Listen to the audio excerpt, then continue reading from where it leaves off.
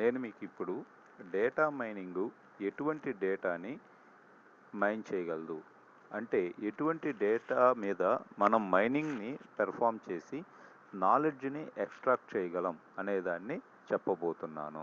నేను దానికి టైటిల్ని what kind of data can be mined అని నేను పెట్టుకున్నాను, కాబట్టి దాన్ని నేను మీకు ఎక్స్ప్లెయిన్ చేయబోతున్నాను. యాక్చువల్గా డేటా మైనింగ్ టూల్స్ ఏవైనా కానీ ఎటువంటి డేటానైనా కానీ మైన్ చేయగలవు. అంటే మనము డేటాని ఎటువంటి డేటాబేస్లో పెట్టినా, అంటే ఎటువంటి స్టోరేజ్లో పెట్టినా, అంటే డేటాబేసెస్ కావచ్చు, డేటా వేర్ హౌసెస్ కావచ్చు, ఫ్లాట్ ఫైల్స్ కావచ్చు, లేకపోతే బిగ్ డేటా కావచ్చు, లేకపోతే ఇవాళ advanced cloud technology cloud storage కావచ్చు, ఎక్కడ పెట్టినా కానీ డేటాని మైన్ చేయగలిగిన డేటా మైనింగ్ టూల్స్ ఇవాళ అవైలబుల్గా ఉన్నాయి. కాకపోతే మనం మైన్ చేసే డేటా ఎప్పుడు కూడా మీనింగ్ఫుల్గా, ఒక అర్థవంతంగా ఉండాలి. రైట్. జనరల్గా మనం డేటాని మైన్ చేయాలనుకున్నప్పుడు మనం మైన్ చేయవలసిన డేటా అనేక డేటా స్టోరేజెస్లో, అంటే డేటా వేర్ హౌస్లోను, వేరే చోట ట్రాన్సాక్షనల్ డేటాబేసెస్లోను అనేక రకాలుగా ఉంటుంది. ఈ డేటా ఎటువంటి ఆపరేషన్స్ వల్ల జనరేట్ అయ్యింది, what kind of activities can generate the data అనే దాన్ని బట్టి ఆ డేటా కూడా ఒక్కోసారి sequential data, spatial data, transactional data, graphical data ఇలా ఉంటుంది. డేటా మైనింగ్ టూల్స్ మాత్రం, డేటా మైనింగ్ కాన్సెప్ట్స్ మాత్రం ఎటువంటి డేటా మీదైనా కానీ పనిచేయగలవు. ఇక్కడ నేను ముఖ్యంగా 3 రకాలైన డేటా స్టోరేజెస్ని తీసుకుని దీన్ని ఎక్స్ప్లెయిన్ చేయబోతున్నాను. First one database. మనకు దీన్నే మనం డిబిఎంఎస్ అని అంటాము. ఈ విషయం మీకు తెలుసు. యాక్చువల్గా డేటాబేస్లో డేటాని మనం స్టోర్ చేస్తాము. సాధారణంగా మనం ఎప్పుడూ కూడా ఇక్కడ రిలేషనల్ డేటాబేసెస్ అంటే ఆర్డిబిఎంఎస్ వాడతాము. రైట్. ఆర్డిబిఎంఎస్కి ఒక ఎగ్జాంపుల్ ఒరాకిల్. మనం ఇందులో డేటాని టేబుల్స్ ఫార్మాట్లో స్టోర్ చేస్తాము. ఈ టేబుల్నే మనము సింపుల్గా జనరల్ ఫార్మాట్లో స్కీమా అంటాము. స్కీమా అంటే ఒక స్ట్రక్చర్. ఈ టేబుల్లో డేటా అంతా, మనకు కావాల్సిన డేటా అంతా రో వైజ్గా, అంటే ట్రిపుల్స్గా స్టోర్ అవుతుంది. ఈ ప్రతి రోకి ఏదైనా, అంటే ప్రతి రో అండ్ కాలమ్స్గా స్టోర్ అవుతుంది. For example roll number, name ఇలా తీసుకున్నాం అనుకోండి. Roll number 1 name equal to X, roll number 2 Y. Right. Okay. ఈ కాలమ్స్కున్న హెడ్డింగ్స్ని, లేకపోతే కాలమ్స్ మనం యాట్రిబ్యూట్స్ అంటాము, రోస్ను మనం ట్రిపుల్స్ అంటాము. రైట్. ఈ రిలేషనల్ డేటాబేస్ నుంచి మనం డేటాని ఎక్స్ట్రాక్ట్ చేయటానికి క్వెరీ లాంగ్వేజ్, అంటే స్ట్రక్చర్డ్ క్వెరీ లాంగ్వేజ్ ఎస్క్యూఎల్, ఇలాంటి క్వెరీ లాంగ్వేజెస్ని మనం వాడతాము. ఇక్కడ నేను రిలేషనల్ డేటాబేసెస్కి, టేబుల్స్కి కొన్ని ఎగ్జాంపుల్స్ నేను ఇక్కడ రాశాను.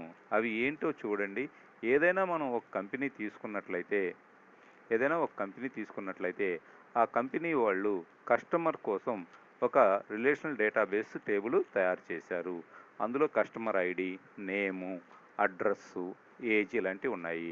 అలాగే ఐటమ్ అనే ఇంకో టేబుల్ తయారు చేశారు. అంటే ఆ కంపెనీ వాళ్ళు ఏ ఐటమ్స్ తయారు చేస్తారు వాటి ఇన్ఫర్మేషన్, ఐటమ్ ఐడి, బ్రాండ్ ఇలాగా. అలాగే వాళ్ళ దగ్గర ఆ కంపెనీలో పనిచేసే ఎంప్లాయీస్ కోసం ఒక టేబుల్ తయారు చేశారు. అందులో ఎంప్లాయీ ఐడి, నేము, కేటగిరీ ఇలా ఉన్నాయి. ఇలా కొన్ని టేబుల్స్ని ఒక కంపెనీ వాళ్ళ డేటాని స్టోర్ చేసుకోవటానికి డేటాబేస్లో, సింపుల్గా రిలేషనల్ డేటాబేస్లో ఇలాంటి టేబుల్స్ని క్రియేట్ చేసుకుని వాళ్ళు పెట్టుకున్నారు. డేటా మైనింగ్ టూలు ఇటువంటి రిలేషనల్ డేటాబేస్లో నుంచి కూడా డేటాని ఎక్స్ట్రాక్ట్ చేయగలదు by using the query language. ఆ విషయాన్ని మనం ఇక్కడ తెలియజేశాము. A query allows to retrieval the specified subsets of the data. అంటే ఆ టేబుల్లో ఉన్న మొత్తాన్ని కాకుండా ఎంతవరకు కావాలో అంతవరకు కూడా తేగలదు. For example the list of all items that were sold in the last quarter. అంటే లాస్ట్ 3 monthsలో ఎన్ని ఒక కంపెనీ అమ్మగలిగింది, ఎన్ని ఐటమ్స్ని అమ్మగలిగింది అనేదాన్ని కూడా మనం ఒక క్వెరీ లాగా రాయవచ్చు. ఆ తర్వాత మనం డేటాని పెట్టగలిగిన ఇంకొక డేటా స్టోరేజీ డేటా వేర్హౌస్. ఈ డేటా వేర్హౌస్ అనేది ఈ డేటాబేసుల కన్నా చాలా లార్జ్ సైజులో ఉంటుంది. ఇది యూనిఫైడ్ స్కీమా, అంటే ఇందులో డేటా మొత్తము ఒక స్ట్రక్చర్లో అరేంజ్ అయి ఉంటుంది. మూడో ఇష్యూ, ఈ డేటా వేర్హౌస్ అనేది మల్టీ డైమెన్షనల్, అంటే ఇక్కడ డేటాని మనం అనేక రకాల డైమెన్షన్స్లో స్టోర్ చేయవచ్చు. నేను ఇక్కడ ఎగ్జాంపుల్కి ఒక 3 డైమెన్షనల్, ఇది ఒక డైమెన్షను, ఇది రెండో డైమెన్షను, ఇది మూడో డైమెన్షను, 3 డైమెన్షనల్ క్యూబ్ మాత్రమే తీసుకున్నాను. కానీ డేటాకి మీకు తెలిసి ఉండవచ్చు n డైమెన్షన్స్ ఉంటాయి. అలాగే డేటా వేర్హౌస్ కూడా చాలా డైమెన్షన్స్ని కలిగి ఉంటుంది. ఈ డేటా వేర్హౌస్ ఎలా ఫామ్ చేస్తారు అంటే, ఈ కింద నేను ఒక డయాగ్రామ్ గీశాను. ఈ డేటాబేస్లు అన్నిటినీ కూడా కలిపి ఇంటిగ్రేట్ చేస్తే చూడండి, ఇక్కడ ఇది ఒక డేటాబేసు, ఇది ఒక డేటాబేసు, ఒక రకమైన డేటాను కలిగి ఉంది. ఇది ఇంకొక డేటాబేసు, ఇది ఇంకో డేటాబేసు. ఇటువంటి డేటాబేస్లన్నిటినీ ఇంటిగ్రేట్ చేస్తే ఒక డేటా వేర్ హౌస్ క్రియేట్ అవుతుంది. ఇది ఈ డేటా వేర్ హౌస్ ఒక లొకేషన్లో, అంటే ఈ స్టోరేజ్ ఏరియా ఒక లొకేషన్లో ఉంటుంది. కాకపోతే ఈ డేటాబేసెస్ నుంచి డేటాని డేటా వేర్ హౌస్లోకి డంప్ చేసే ముందు ఆ డేటాలో ఉన్న ఎనామలీస్, అంటే లోపాలు, అంటే గార్బేజ్, వేస్టేజ్ని క్లీనింగ్ ప్రాసెస్ ద్వారా తొలగిస్తారు. అలాగే ఏ డేటాని కలపాలి, ఎటువంటి డేటాని ఇంటిగ్రేట్ చేయాలో చూసి వాటిని ఇంటిగ్రేట్ చేస్తారు. మరియు ఈ డేటా వేర్హౌస్ యొక్క స్ట్రక్చర్కి సరిపోయేటట్లు డేటాని కొంత మారుస్తారు. దాన్నే డేటా ట్రాన్స్ఫర్మేషన్ అని మనం అంటాము. అలాగా ఈ డేటాబేస్లో నుంచి డేటాని క్లీన్ చేసి, ఇంటిగ్రేట్ చేసి, ట్రాన్స్ఫార్మ్ చేసి ఈ డేటా వేర్హౌస్లో పెడతారు. ఈ డేటా వేర్హౌస్ అనేది మల్టీ డైమెన్షనల్ కాబట్టి, ఇదిగోండి ఇలా క్యూబికల్ స్ట్రక్చర్లో ఉంది కాబట్టి మనకి ఎనాలిసిస్ చేయటం అనేది ఈజీ అవుతుంది. మనం ఏదో ఒక కంపెనీని ఇక్కడ ఎగ్జాంపుల్ కూడా రాయటం జరిగింది. ఈ డాక్యుమెంట్ అనేది మీకు నోట్స్ కోసం ఈజీగా ఉంటుంది. ఎగ్జామినేషన్ పాయింట్ ఆఫ్ వ్యూలో నోట్స్ కోసం రాయటం జరిగింది. కాన్సెప్ట్ని నేను ఓరల్గా ఎక్స్ప్లెయిన్ చేస్తున్నాను. ఫర్ ఎగ్జాంపుల్, ఒక కంపెనీ తీసుకున్నాము. ఆ కంపెనీకి చాలా బ్రాంచ్లు ఉన్నాయి. వ్యాంకోవర్లో ఒక బ్రాంచి, టొరంటోలో ఒక బ్రాంచి, న్యూయార్క్లో ఒక బ్రాంచి, చికాగోలో ఒక బ్రాంచ్ ఉంది. అది ఒక డైమెన్షను. ఇంకో డైమెన్షన్లో మనం ఇయర్ని క్వార్టర్స్గా విడగొడితే మూడు నెలలకి సేల్స్ కింద విడగొడితే first quarter, second quarter, third quarter, fourth quarter. ఇంకో డైమెన్షన్ చూసినట్లయితే ఆ కంపెనీ వాళ్ళు ఏం అమ్ముతారు, హోమ్ అప్లయన్సెస్ అమ్ముతారు, అంటే హోమ్ ఎంటర్టైన్మెంట్, అంటే టీవీలు ఇలాంటివి అమ్ముతారు. ఆ తర్వాత ఇంకేం అమ్ముతారు, కంప్యూటర్లు అమ్ముతారు. ఆ తర్వాత ఇంకేం అమ్ముతారు, ఫోన్స్ అమ్ముతారు. ఆ తర్వాత ఇంకేం అమ్ముతారు, సెక్యూరిటీ సిస్టమ్స్ అమ్ముతారు. మనం ఇలా గనక తీసుకున్నట్లయితే ఇప్పుడు మనం ఎనాలిసిస్ చేయడం చూడండి. సెక్యూరిటీ సిస్టమ్స్ ఫస్ట్ క్వార్టర్లో ఈ వ్యాంకోవర్ సిటీలో ఎన్ని అమ్ముడుపోయినాయి అంటే, ఈ థర్డ్ డైమెన్షన్ చూపించడం కుదరక నేను ఇటు నుంచి గీశాను. యాక్చువల్గా అయితే దీన్ని ఇలా ఇటు నుంచి గీస్తే బాగుండేది. వ్యాంకోవర్ సిటీలో ఎన్ని అమ్ముడుపోయినాయి అంటే 400,000, అంటే ఇక్కడ నేను థౌజండ్స్లో తీసుకున్నానని రాశాను. ఇలా అమ్ముడుపోయినాయి.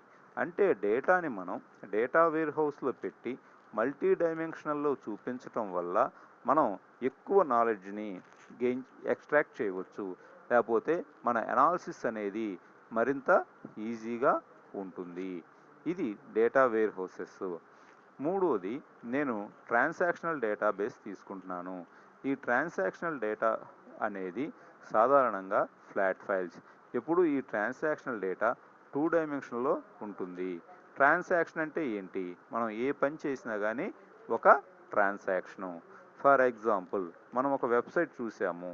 అప్పుడప్పుడు ఆ వెబ్సైట్లో వాళ్ళు కౌంట్ ఇస్తారు, ఇప్పుడు వరకు ఎంతమంది ఈ వెబ్సైట్ విజిట్ చేశారు అనేది. అంటే ఆ వెబ్సైట్ని క్లిక్ చేయటం కూడా ఒక ట్రాన్సాక్షను. లేకపోతే మనం ఒక ఐటెం కొని దానికి డబ్బులు ఇచ్చాము, అదొక ట్రాన్సాక్షను. చూడండి, ప్రతి ట్రాన్సాక్షన్ కూడా ఒక యునీక్ ఐడి చేత గుర్తించబడుతుంది. ప్రతి ట్రాన్సాక్షన్కి ఒక నెంబర్ ఉంటుంది.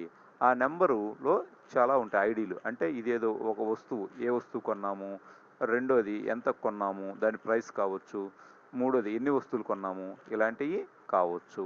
కాబట్టి ఇటువంటి ట్రాన్సాక్షనల్ డేటాబేసెస్ను కూడా సాధారణంగా మనం మైన్ చేయవచ్చు. ఈ ట్రాన్సాక్షన్ డేటాబేస్ అనేది 2 డైమెన్షనల్.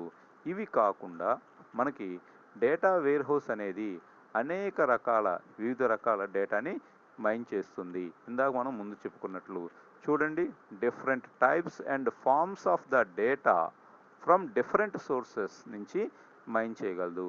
ఆ డేటా అనేది ఎటువంటివి అంటే టైం రిలేటెడ్ డేటా కావచ్చు, లేదా సీక్వెన్షియల్ డేటా కావచ్చు. అంటే historical records, stock exchange data 10 సంవత్సరాల క్రితం ఫర్ ఎగ్జాంపుల్ ఏప్రిల్ 1 తారీఖున స్టాక్ ఎక్స్చేంజ్ బాంబే స్టాక్ ఎక్స్చేంజ్లో ఎలా ఉంది, దాని యొక్క అప్ అండ్ డౌన్స్ ఎలా ఉన్నాయి అది కావచ్చు. లేకపోతే time series data or biological sequence data కావచ్చు. దాన్నే టైం రిలేటెడ్ డేటా అంటాము. రెండోది డేటా స్ట్రీమ్స్ అంటే కంటిన్యూస్గా ఉండే డేటా. అంటే ఇలాంటి ఆడియో వీడియో ఫైల్స్ని మనం స్ట్రీమింగ్ చేయటం కావచ్చు.